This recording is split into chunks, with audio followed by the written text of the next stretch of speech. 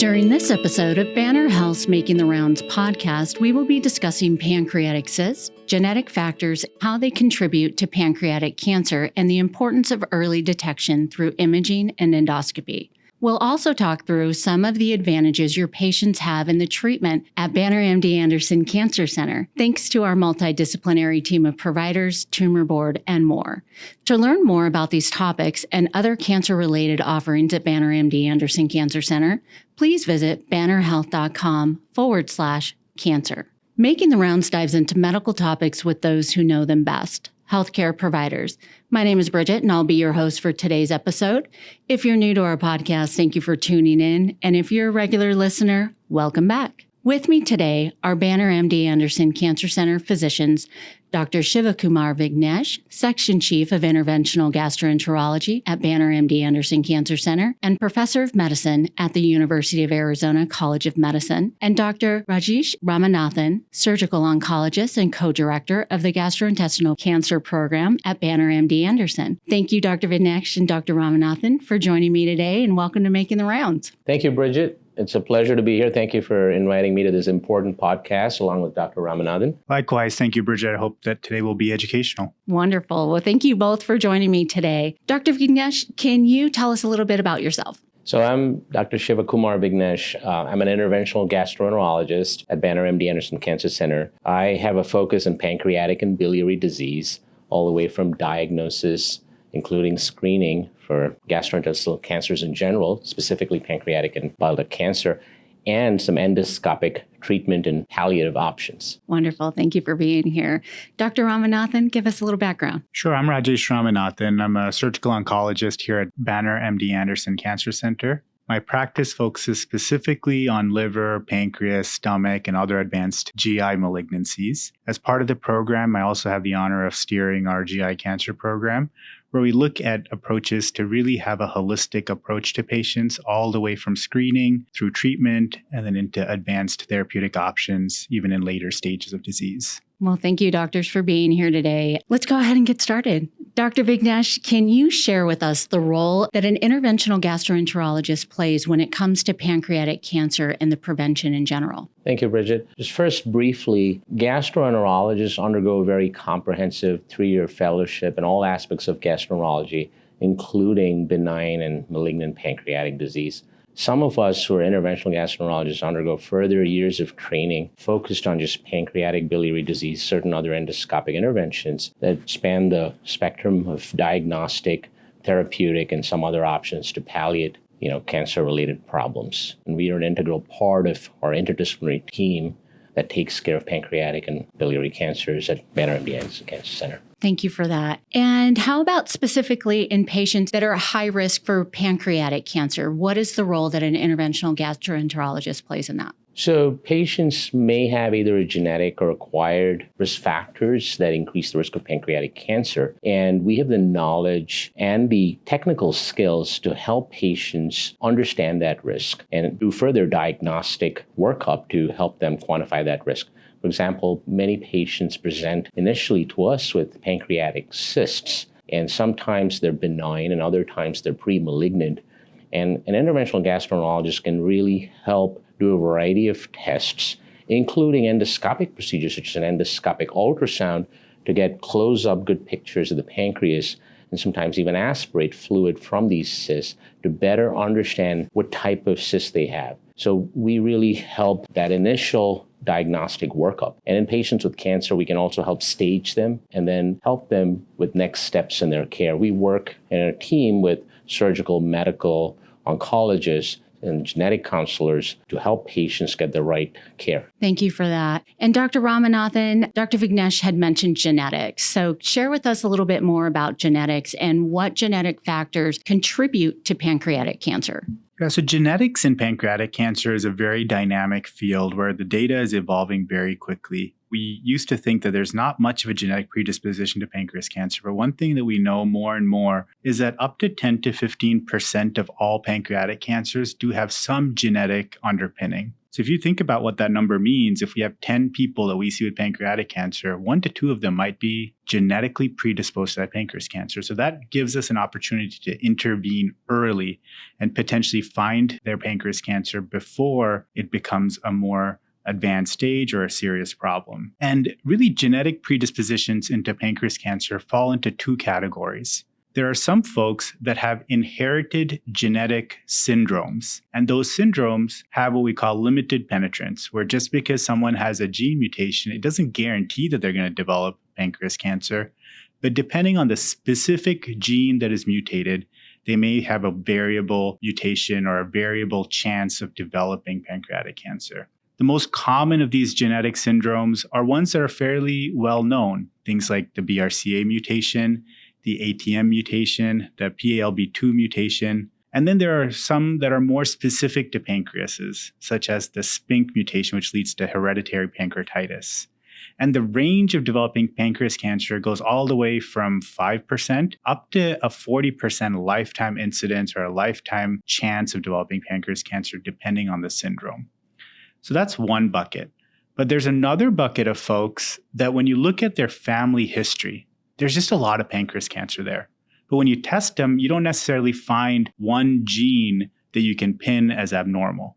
So there are some folks that have a genetic syndrome that can variably lead to pancreas cancer, and that all depends on the particular gene and the particular syndrome.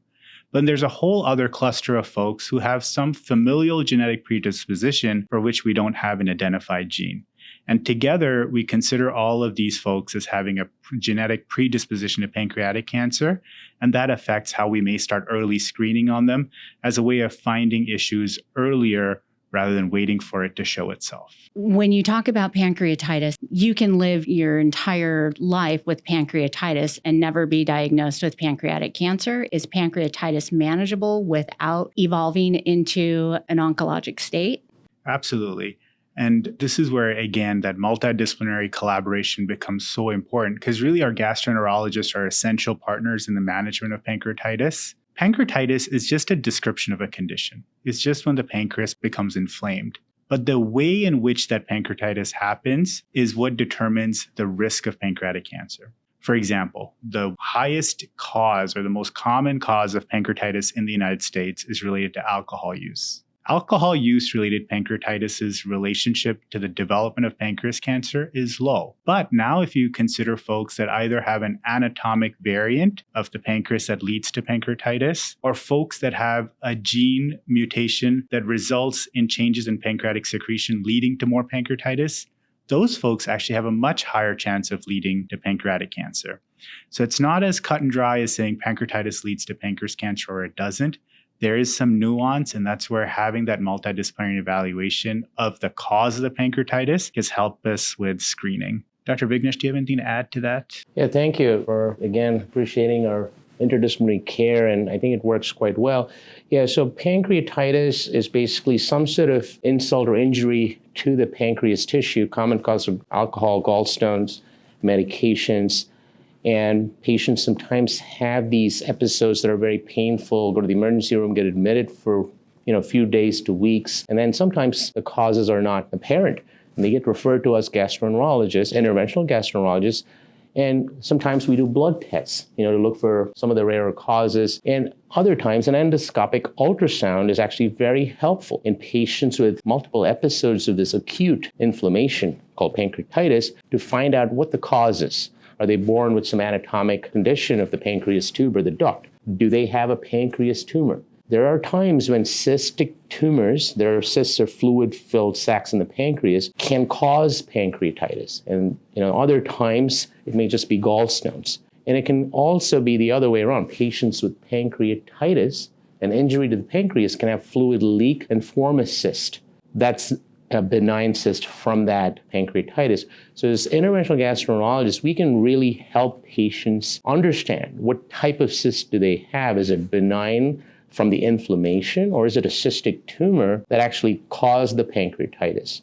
So, Dr. Ramanathan, our goal today is to dive into pancreatic cysts. Can you share with us more about, as Dr. Vignesh had mentioned, the pancreatic cysts? How common are they, and how do they increase the patient's risk factors? So, as he's talking about the fluid and the pancreatitis and the pancreatic cysts, what are those risk factors of getting pancreatic cancer later on? Yeah, Bridget, I think it's first really important to acknowledge how emotionally stressful and distressing it is for any patient as soon as they hear the word pancreas and that something might be on the pancreas. And hopefully today's podcast will make it clear that there is a wide spectrum of disorders that can happen with the pancreas, and not all of them are going to lead to pancreatic cancer. In general, when we think about things that can happen on the pancreas, they get broken down into either solid lumps, which are sometimes called masses, nodules, or into cavities that are fluid-filled, which is what a cyst is. A cyst is a fluid-filled structure on the pancreas. The workup and the pathway for a solid mass on the pancreas is different from a liquid cyst on the pancreas. And today, we're going to really focus on these liquid cysts. The way to think about these liquid cysts is that you can really have three overall categories. You have some cysts that are benign, which means that these are non-cancerous. They're not going to turn into cancer. On the other end, you have some cysts that are pre-malignant, meaning that these cysts, given enough time, will become a cancer. And then you've got a whole category of cysts that are in the middle, where some of them might develop into cancer. And this is why overall, nationally, internationally, there's so much thought being put into cysts so that when an individual patient comes to you, you can try and figure out and advise them on what type of cyst do they have. Is this a benign cyst that's not going to become a cancer? Is this a pre-malignant cyst that you need to act upon soon? Or is this a potentially malignant cyst that we just need to keep an eye on? Cysts are such an interesting topic because they're becoming more commonly detected. As we do more CT scans and MRI scans for other reasons, we're picking up a lot of these cysts that we didn't find before when we weren't doing as many scans. There are some studies that suggest that nearly half of all CT scans or MRI scans will show some kind of cyst on the pancreas. So this is really becoming very common, but it's also an area where there's a lot of research and data going into it, such that we have really well-formed guidelines that inform your doctors, that really inform your team as to how to approach these cysts in a very thoughtful and organized manner. And one of the key actors in that process of diagnosis is our interventional gastroenterology colleagues. Thank you for that. Dr. Vignesh, when we talk about these pancreatic cysts and the pancreatic liquid cyst, what causes them? Is it dietary? Is it genetic? Is it environmental? What causes these pancreatic cysts? I think Dr. Ramanathan gave a nice overview, and it is a very broad topic. So I'd like to kind of focus on the two categories. One of the common types of cysts is after the pancreas gets injured or inflamed. Like we talked about with alcohol or gallstones that block the bile duct, irritate the pancreas, or sometimes medications. And then fluid from that inflammation leaks and forms a cyst, which is just benign and inflammation. And the other whole big category is what we call cystic tumors of the pancreas. And majority of them are pre-malignant. And they span a spectrum of low to high risk of turning into cancer. And as an interventional gastroenterologist, our role is to really get a detailed history from the patient, whether it's their alcohol use or their drug use, prior episodes of pancreatitis, family history, genetics, gather all that data. And often we may do specialized scans of the pancreas, either a CT or an MRI scan, which is really excellent for the pancreas as it can look at the tubes and see if some of these cysts can connect with these pancreatic tubes or ducts, and that puts them in a different box. And last but not the least, one of the main procedures we do helps understand what type of cysts these are. That's called endoscopic ultrasound. It's done as an outpatient procedure. It takes about an hour, roughly. The patient's sedated by an anesthesiologist. And we pass this long, skinny tube with both a regular camera, high-definition camera, and a very good ultrasound, a miniature ultrasound, down their throat, into the food pipe and into the stomach. And from within the stomach and the first few inches of the bowel, we can get a very close-up, very good picture of the pancreas because the pancreas is right behind the stomach. So it's really an excellent tool for imaging the entire pancreas, the pancreatic duct or the tube, and solid and cystic tumors. Just the visualization of the pancreas can often give us a very good idea, is it a benign type of cyst or is it more concerning? We have, a whole host of imaging features that we look for. And then we can put in a tiny little needle, like an IV needle, into the cyst and suck out the fluid. And then we send that fluid out for a few different tests, like a tumor marker, cells, to see if they're precancerous cells, and then even some genetic markers. And that's, all available to us to profile the cyst. Is this a high-risk cyst or a low risk or somewhere in between? And then we can help the patient understand their risk for cancer better and what should they do about it. We often will present all that information on our tumor board and discuss it with our surgical oncologists and other specialists. And we develop a plan. These are based on standard guidelines, appropriately adjusted for each patient. And it may involve one extreme surgical resection of that cyst or that part of the pancreas, or often it's close monitoring of the cyst with some type of imaging modality. And I want to talk a little bit about screenings when it comes to pancreatic cysts and ultimately for pancreatic cancer. We have mammography for screening for breast cancer. We have colonoscopies for screening for colon cancer. We have prostate exams for prostate cancer. What is the screening for pancreatic cancer? So screening for pancreas cancer is really important. And the reason why is that unlike other cancers where if you catch it early, patients have a really high cure rate, that's not the case for pancreas cancer. We know that even for a very early stage pancreas cancer that's found early, it still has a very high rate of coming back again and of really hurting a patient's long-term chances for survival. So specifically for pancreas cancer, our best option, the best thing that we can possibly do is to prevent the cancer from forming in the first place, which is why there's so much emphasis on these pre-malignant conditions and on screening families. We don't have a perfect test for the pancreas, but the best tests that we have are a combination of MRI and endoscopic ultrasound, because those two tests provide us the best definition of a pancreas cancer. Here at Banner MD Anderson, we have a whole pancreas cancer prevention clinic that is built around identifying the right test for the right patient based on their lifetime risk. And so the way it works out is if we identify someone as having a very high risk of pancreas cancer, that's someone that might get MRI and might get EUS in an alternating frequency to make it less likely that something's missed. Alternatively, if we find someone that has a lower lifetime risk, we want to spare them too many additional procedures. We don't want to overtreat. And so then we have a less rigorous screening schedule. It can be something even as infrequent as an MRI every 2 years for something that we think is lower likelihood of developing into a cancer. So our pancreas cancer prevention clinic is really geared to provide the right screening modality at the right frequency for the right patient based on what we think their estimated lifetime risk of developing pancreas cancer is. Dr. Vignesh, can you discuss why it's so important for these patients with pancreatic cysts to be seen by an interventional gastroenterologist with an expertise in pancreatic cystic lesions? Yeah, I just want to reiterate something that Dr. Ramanathan said, because, a lot of this screening, whether it's high-risk pancreatic screening or evaluation of cysts, works really well in a specialized interdisciplinary clinic.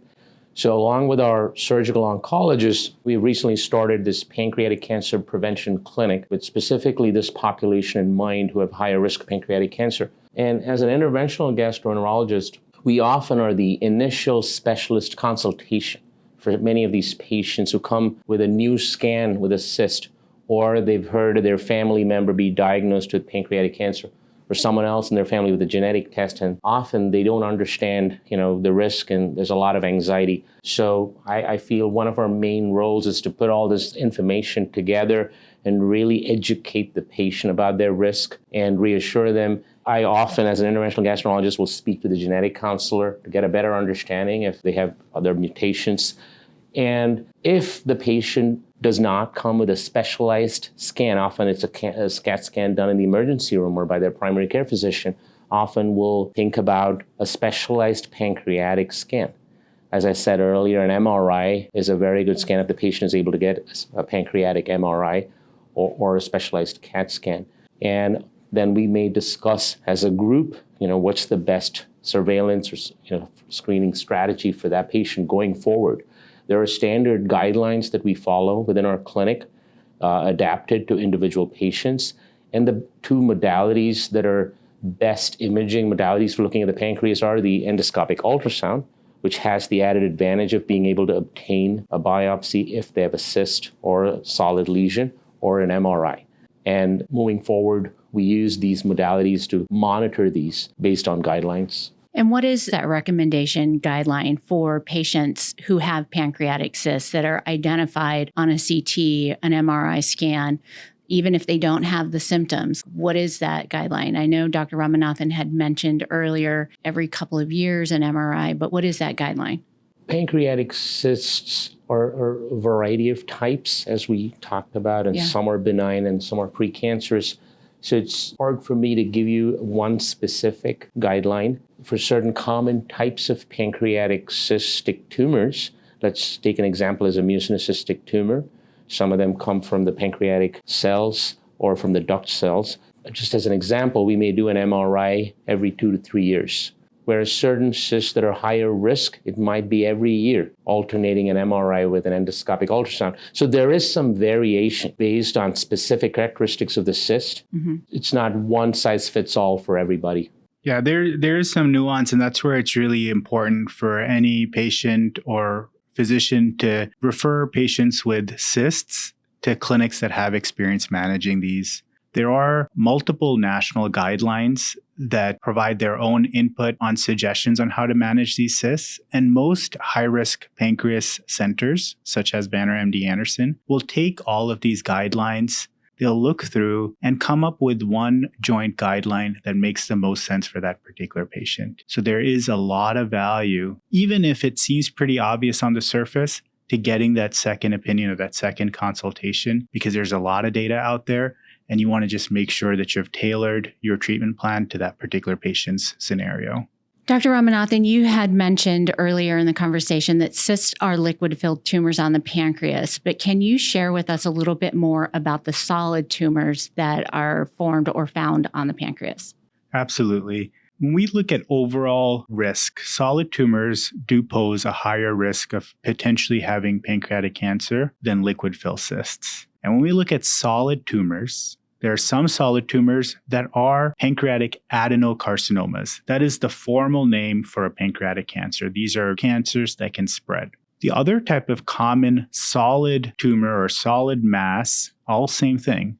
The other kind of solid finding that can show up on a pancreas is something called a neuroendocrine tumor of the pancreas. And these are very variable in terms of how we manage them. And similar to cysts, there's a lot of risk stratification that goes into a pancreatic neuroendocrine tumor to understand how urgently it needs to be acted upon and whether it can just be watched rather than removed. And then the third type of solid finding on the pancreas is a very rare type of tumor called a solid pseudopapillary tumors of the pancreas. This is a rare tumor that really is seen at a lot of expert pancreas cancer centers, but ultimately these solid tumors are going to come down to either adenocarcinomas and neuroendocrine tumors. And while there are some important imaging features that might help your doctor figure out which one of these it is, advanced endoscopy and endoscopic biopsy really becomes the main way in which we differentiate these and in which we use to develop the treatment plan for these particular tumors moving forward. Dr. Vignesh, do you have anything to add? Yeah, I think solid tumors are the other big category, and often patients get told by their primary care doctor or other doctor, oh, you have pancreatic cancer, and they come with a lot of anxiety. But not all pancreatic cancer is the same. The common variety is adenocarcinoma, but there are other types of solid tumors that have, slightly different treatments and maybe even different outcomes. And it's very important for an interventional gastroenterologist to do a biopsy with an endoscopic ultrasound to make a specific diagnosis. So in addition to visualizing the tumor and seeing if there's any invasion or involvement of blood vessels around the tumor, what we call staging, it helps determine if they're operable or not. We do a needle biopsy, and 95 to 98% of the time we get a specific diagnosis Often we're able to get tissue from these tiny needles that is adequate to even do molecular profiling of these tumors to understand what type of treatments may work better. And so it really helps patients to move to the next step based on that specific diagnosis. And Bridget, it's really important to recognize that this skill set is something that's unique to a gastroenterologist that treats a lot of pancreatic cancers, because people like Dr. Vignesh, they have special training to allow them to not just get a biopsy, but to do that staging. So now the patient and the oncologist, they know what stage the pancreas cancer is, and to get enough material so that you can do some of these advanced tests on the pancreas tumor to understand if they may be benefiting from one type of chemotherapy, from another type of chemotherapy, or what kind of mutations are in the tumor. So this is, again, where it's so important to go to someone that does a lot of these, that knows a lot about these, so they can provide the patient and their doctors with the most information possible. Thank you. I think that's really important as we talk about Banner MD Anderson Cancer Center, and we talk about the collaboration and that multidisciplinary approach. When we talk through what the patients have access to when they come to that pancreas cancer prevention clinic, can you share with us, Dr. Vignesh, some of the benefits? I know we've highlighted some of that continuity of care and the imaging and the management and the staging. Can you share with us, from a patient standpoint, what does that mean? Yeah, thank you. That's a very important question. And one of the reasons I am at a place like Banner MD Anderson Cancer Center is we all work together as this interdisciplinary team to offer patients with cancer the best care.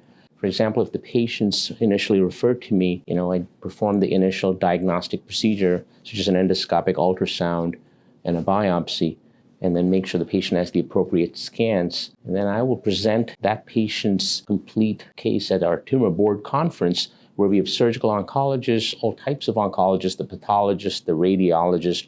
We review every step of the diagnosis, the staging, and then we all discuss the appropriate management based on guidelines, and we come to an agreement called the tumor board consensus. And then in addition to that, we have focused multidisciplinary clinics. We have one that's well established for pancreatic cancer, and that clinic is to take all that tumor board recommendation and coordinate the patient's care in a seamless manner. So patients with new diagnosis of cancer don't have to jump through hoops to get to the right doctor. And it really, really not only helps patients move quickly through the next steps, but it also alleviates their anxiety, and it gives high quality care. Banner MD Anderson's Pancreas program is here to be a resource for the community as well as for patients. So from a community standpoint, we offer a lot of resources where we can partner with any of their other doctors to get them whatever they need. So if they need some advanced GI endoscopy experience, we're happy to provide that. We've got great genetic counselors that we're happy to work with our community partners with. We've got great nutritionists, surgeons, medical oncologists.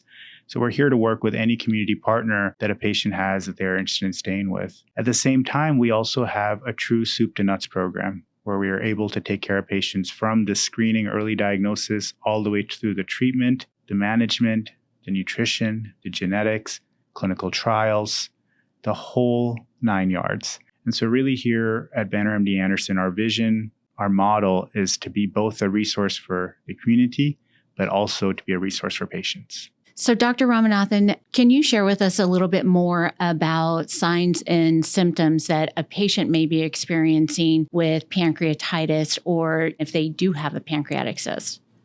Yeah, so the challenge, as most of our listeners know, is that pancreas cancer has very vague symptoms. There isn't one slam dunk thing that a patient is going to feel that's going to be related to pancreas cancer. Even things like jaundice, which is yellowing of the eyes and skin, is a fairly late finding of pancreatic cancer. Certainly, if anybody has any yellowing of their skin, yellowing of their eyes, darkening of their urine, those should be emergency signals to get to their primary care doctor as soon as possible or to the nearest ER. That needs immediate attention. But if we take that out of the picture, it really is a matter of awareness. We know that pancreas cancer is one of the cancer where there is some rising incidence. So any unexplained weight loss, any back pain, any diabetes that is new, those should all be further evaluated with some kind of imaging of the abdomen, whether that's a CT scan or an MRI. Similarly, if there's a patient with a family history of pancreatic cancer, That includes any first-degree relative or any two second-degree relatives. So this is one brother, sister, mother, father, child, or two aunts, two uncles. Any of those folks should start getting screened for pancreas cancer at the age of 50 or 10 years prior to the earliest diagnosis. So if you take Susie Joan, who has two aunts on the same side of the family diagnosed with pancreas cancer, if the youngest aunt was diagnosed at the age of 52, she needs to start annual MRI screening at the age of 42. If the same patient had a father that developed pancreas cancer at the age of 80, that patient needs to start pancreas screening at the age of 50, even without symptoms. But I would encourage all of our patients and primary care colleagues to keep diabetes in mind as one of the early markers of a potential pancreas cancer. If there is a patient that recently developed diabetes without another cause, they need to have cross-sectional imaging as a way of potentially finding this early. But it is a challenge because we don't have better testing for it. There are, at this point, no blood tests that are reliable enough to be used in the screening setting. There is a blood test called a CA19-9 that we use for monitoring pancreas cancers that we suspect or have already diagnosed. But barring that, there is no screening blood test. So it really does come down to imaging as the primary screening modality. I agree with everything that Dr. Ramanathan said. Pancreatic cancer often does not present with symptoms, and that's a well-known challenge. And symptoms are often late in the disease and nonspecific. Having said that, if a patient has upper abdominal pain that does not go away and does not have a diagnosis, I would have a high index of suspicion. Pain in the upper mid-abdomen could be common causes of peptic ulcer disease, pancreatitis, pancreatic cancer. But often we see patients who've presented somewhere with abdominal pain, and then later we see that they unfortunately have a pancreatic cancer. So I think the pain does not go away. And if there's unexplained weight loss, new jaundice, even though those are late symptoms, they warrant immediate medical attention. And sometimes the stool color can all of a sudden get light, their bowel movements. That's yet another sign. And the point about the new diabetes, there's been a lot of research over the last 10, 15 years. There's a type of diabetes that can happen with new pancreatic cancer. And that's very important for all primary care physicians to be aware of, or patients with known diabetes with sudden worsening. That is a red flag. But patients who do have higher risk based on family history or family members with certain genetic predisposition, if they have any doubt, they should come to a center like Banner MD Anderson Cancer Center, where we do have pancreas cancer prevention clinic, so we can better gather information and educate them about their risk. Well, thank you both for your expertise, and thank you both for your time and for sharing with us the importance of early diagnosis with pancreatic cysts. Thank you, Bridget. Thank you, Bridget. To learn more about the gastrointestinal cancer services available at Banner MD Anderson Cancer Center, please visit us at bannerhealth.com/cancer. Thank you for listening, and we'll see you next time on Making the Rounds.